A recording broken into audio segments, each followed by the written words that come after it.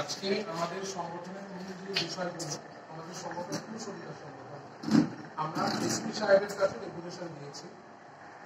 তবে অদ্ভুতভাবে আজকে আমরা একটা জিনিস লক্ষ্য করেছি, এসপি সাহেব ছিলেন না, ওনার অফিসে এএসপি সাহেব ছিলেন। এএসপি সাহেব প্রসঙ্গগুলোকে কন্টিনিউয়াসলি এড়িয়ে যাচ্ছে। তার মানে ওনারা হয়তো কোথাও জানেন যে পুরুষরা নির্যাতিত হচ্ছে, প্রত্যেকটা পদক্ষেপে পুরুষরা আজকে নির্যাতিত হচ্ছে, কিন্তু ওনারা স্বীকার করতে আজকে রাজি নন।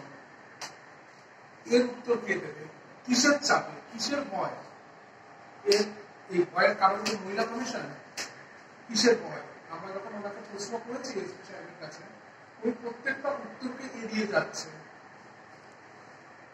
এই বিষয়টা আজকে আমরা লক্ষ্য করলাম এবং আমরা ডেপুটেশন দিয়েছি এসপি অফিসে, এবং আশা করব এই ডেপুটেশনের মারফত, এই ডেপুটেশনের জন্য ওনারা ওনাদের সাবঅর্ডিনেট যে থানাগুলো আছে, যে থানাগুলো উইদাউট প্রপার ইনভেস্টিগেশন পুলিশদেরকে অ্যারেস্ট করে, সেইগুলোর উপরে আমাদের ডেপুটেশনটা কাজ করতে হবে।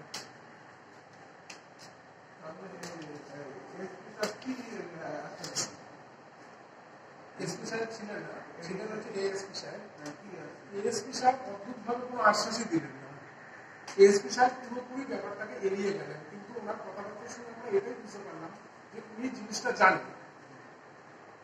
আমাদের এই ডেপুটেশন যদি সুরা না হয়, আমাদের ডেপুটেশন দেখুন, আমরা যে গভর্নমেন্ট অফিসগুলো থাকে, গভর্নমেন্ট অফিসগুলোকে আমরা হিট করি প্রথমে ডেপুটেশন দিয়ে, গণতান্ত্রিক পদ্ধতিতে।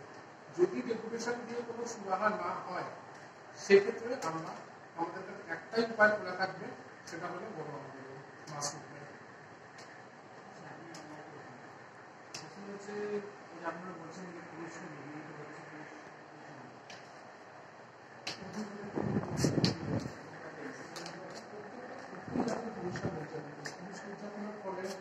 আজকে আমরা যদি দেখি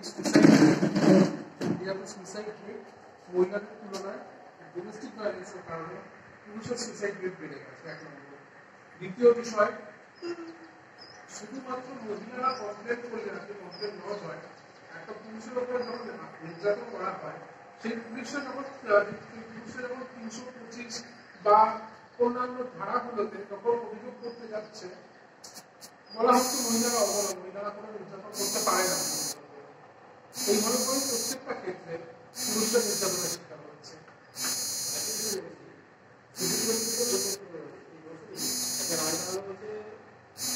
যেখানে বলা হয়েছে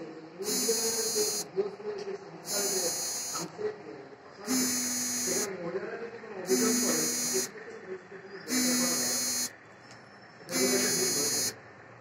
সুপ্রিম কোর্ট অবশ্যই রায়টা দিয়েছেন, মাননীয় সুপ্রিম কোর্টের এই রায়টাকে আমরা খুবই সমর্থন করি।